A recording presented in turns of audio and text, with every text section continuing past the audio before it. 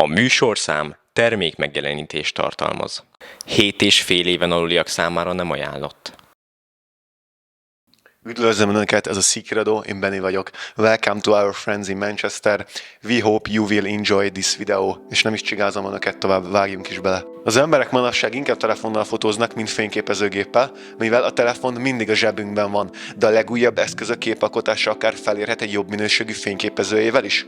A technika gyors fejlődésnek köszönhetően a felvételek, valamint a képernyők minősége is növekszik. De vajon van igény a jobbnál jobb minőségre?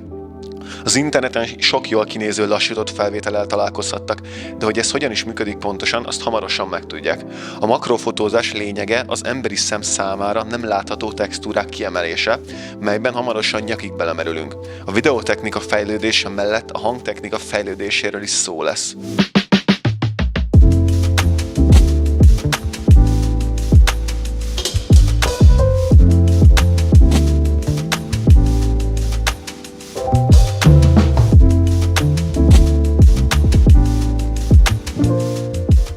Üdvözlöm én is a kedves nézőket! Napjainkban egyre nagyobb teret nyernek maguknak a tükör nélküli technológián alapuló cserélhető objektíves fényképezőgépvázak, melyeket röviden csak milceknek hívunk. A DSLR vázakban a szenzor és az objektív között található egy tükör, amely alapállapotban a keresőbe irányítja a képet, fényképkészítésekor pedig felcsapódik, így a kép a szenzorra vetül. A mirrorless gépekben, ahogy a nevük is utal rá, nincs tükör. Így az objektív közvetlenül a szenzorra vetíti a képet, ezzel lerövidítve a köztük lévő távolságot. Így a szenzor több fényt képes befogadni. A mechanika hiányában ezek a vázak sokkal könnyebbek és kompaktabbak, ami hatalmas előny főleg utazások során. Sok mirrorless gépben megtalálható az elektronikus szenzorstabilizálás, amely lehetővé teszi a felhasználók számára hosszú záridős képek készítését akár kézből, illetve videók rögzítésénél is nagyon hasznos. A videón egyébként a Nikon Z6 5 tengelyes szenzorstabilizálását láthatták. Az elektronikus kereső valós előnézetet ad a készítendő képről, még mielőtt lenyomnánk az exponáló gombot. Ezzel rengeteg időt spórolhatunk magunknak. Hátránya azonban, hogy egy-két eset kivételével minősége gyengébb, mint az optikai keresőnek, amely egy pentaprizmával működik. Halkredőnyükkel rendkívül népszerűek az esküvői fotósok körében. Kiemelkedően jó autofókuszukkal, nagy felbontású szenzorjaikkal és az elektronikus szenzorstabilizálás miatt sokan választják őket videózás céljából is.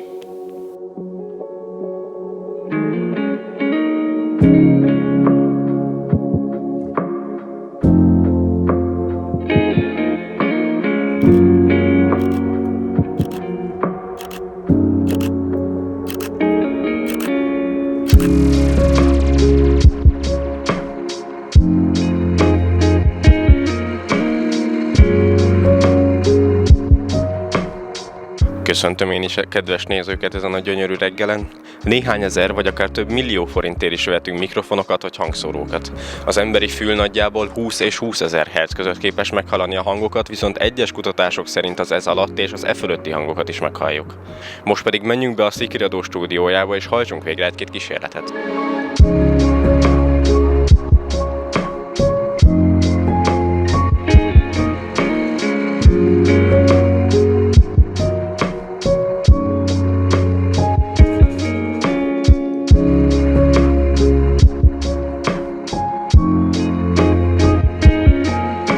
Nos, kedves nézőink, meg is érkeztünk a stúdióba.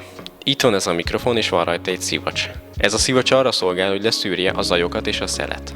Ha így fújok bele a mikrofonba, sokkal kevésbé hallatszik, mint hogyha így fújok bele a mikrofonba. Most pedig megkérném Magyar Donát termoszigazgatót, hogy húzza ki a kamerából a mikrofont. Így, ahogy hallják, nem fókuszál a hang semmire, ezért a körülöttünk lévő zajokat sokkal jobban lehet hallani. Ezen mikrofonok szűkített iránykarakterisztikájának köszönhetően kifejezetten a cél irányába fókuszálnak, ezzel biztosítva, hogy a felvétel mentes legyen a nem kívánatos háttérzajoktól. A felvételben az kerül előtérbe, amire a mikrofon irányul. Például egy hangszer egy zenekarból, vagy egy ember, aki beszél, ami a mi esetünkben én vagyok. A mikrofonoknak van egy kifejezetten kültérre kitalált szivacsfogó mikrofonja, amit viszont kint fogunk letesztelni.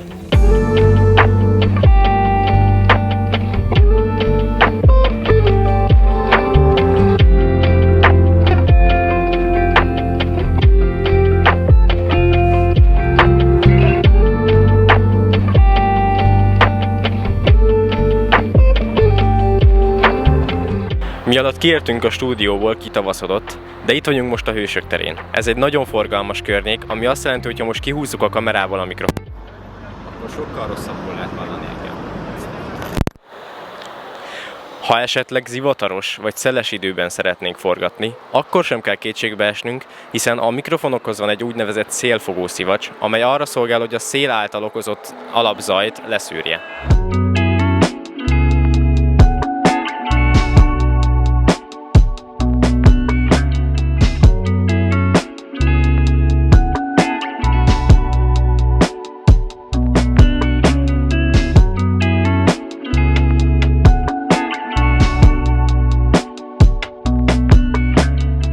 Nem mindegy, hogy a kamerákkal felvett tartalmat milyen kijelzőn tekintjük meg. Szüleinknek, nagyszüleinknek még a 720p is csúcsminőségnek számított, míg ma már természetes a 4K, sőt egyre nagyobb teret nyernek maguknak a 8K-s tévék is. De mennyire számít ez valójában, illetve meddig lehet ezt még fokozni? A legtöbb embernek a Full HD is tökéletes, azonban aki egyszer ránéz egy 4K-s tévére vagy monitorra, az nem csak hogy észreveszi a különbséget, de ezen túl a Full HD csalódás lesz a szemének. A 4K-t valójában azokra a képméretekre értjük, melyeknek vízszintes pixel száma eléri a 4000-et vagy a körül van. A tévében és a fogyasztói médiában a 3840x2160 a 4K standard, míg a filmiparban a 4096x2160.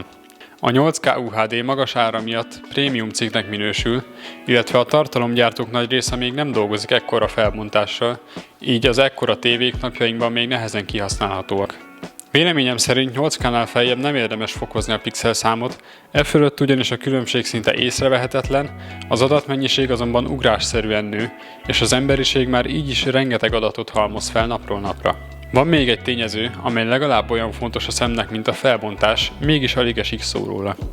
Ez az FPS szám, vagyis hogy a mozgókép másodpercenként hány állóképből áll. Sokan tévesen gondolják azt, hogy ez a szám minél magasabb, annál jobb. A szemnek valójában a 24 FPS a legtermészetesebb, ennél több adatot az agy nem igazán tud feldolgozni ennyi idő alatt. De én 240 Hz-en játszom, tesó, az baj? Nem, a játékoknál fontos a sebesség, a filmet viszont csak élvezni kell. A filmeknél fontos ezt a számot klippenként előre meghatározni, ugyanis a felvétel és a lejátszás FPS számának eltérése ugrálós videóhoz vezet.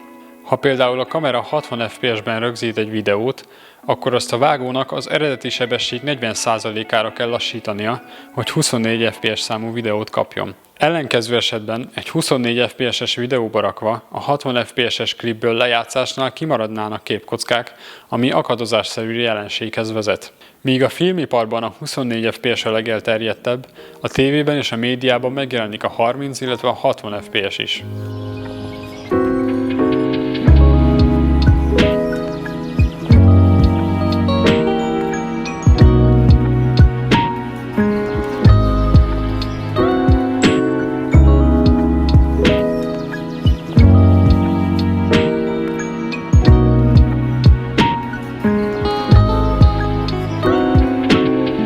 A rovaroktól kezdve a virágokig, az élelmiszerekig és a háztartási tárgyakig bármiről készült közeli felvételek elképesztő részletességet tárhatnak elénk. Manapság sok telefonon van makrófotózásmód vagy makrókamera, de ha valaki fényképezőgéppel szeretné elkészíteni ezeket a képeket, akkor egy makroobjektív elengedhetetlen hozzá. A makroobjektívek olyan speciális optikák, melyek lehetővé teszik a közelfényképezést kiegészítő kellékek nélkül is. Kifejezetten közeli felvételek készítésére tervezték őket, így képük ebben a tartományban is torzításmentes. Használatuk során csökken a tárgytávolság, és ebből adódóan nagyobb leképzést, vagyis nagyítást tudunk elérni. Egy átlagos objektívvel, ahogy a képen is láthatják, a tárgyra való fókuszáláshoz sokkal nagyobb távolság kell, így a képbe jelentősen bele kell nagyítani. Ha ugyanolyan részletesen szeretnénk látni a tárgyat, mintha egy makroobjektívval fotóztuk volna. Sajnos áruk igen borsos, egy jobb fajta márkás darab ára 100 000 forintnál kezdődik. Most pedig következzen egy friss ropogós hír napjainkból, melyet a sajtónak se volt még ideje felkapni. Hatalmas botrányt kavart az interneten egy Reddit felhasználó felfedezése a Samsung telefonok kamerájával kapcsolatban. A Samsung tavaly hatalmas szenzációval dobta piacra legújabb S22 okostelefon szériáját, melyből a legerősebb modellt egy 10-szeres optikai zoomra képes kamerával is felszerelték. amely a digitális zoommal együtt 100-szoros zoomot tesz lehetővé. A reklámokban a Samsung ezt a Holdról a telefonnal készült képekkel népszerűsítette.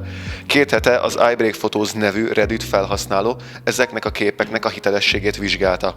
A tesztet úgy hajtotta végre, hogy egy monitoron megjelenített egy homályos képet a Holdról, majd azt a telefonnal távolról lefotózta. A bal oldalon látható az eredeti kép, a jobb oldalon pedig a telefon által készített kép. Láthatjuk, hogy utóbbi sokkal részletgazdagabb. A Samsung egy posztjában részben megmagyarázta a jelenséget, miszerint a telefon mesterséges intelligenciát használ, amely különböző nagy felbontású Hold fotókkal lett betanítva, így amikor a felhasználó ráközelít a Holdra, a telefon azt felismeri, és mesterségesen felskálázza a képet, extra részleteket ad hozzá, amiket a kamera valójában nem rögzített. Mivel a Holdnak mindig ugyanazt az oldalát látjuk, a mesterséges intelligenciának viszonylag könnyű dolga van, hiszen csak egy textúrát kellett megtanulnia. Ezzel nem derült ki pontosan mit művel a telefon a képeinkkel, de az igen, hogy a felhasználók által a Holdról készített képek részben AI által generált képek. Nem mondhatjuk ki, hogy ez egy negatív tulajdonság, elvégre a telefon képei jobbak az AI hatására. De az biztos, hogy nagybetűs kérdést vet fel, amely a jövőben egyre hangsúlyosabb lesz, mi a fotográfia valójában.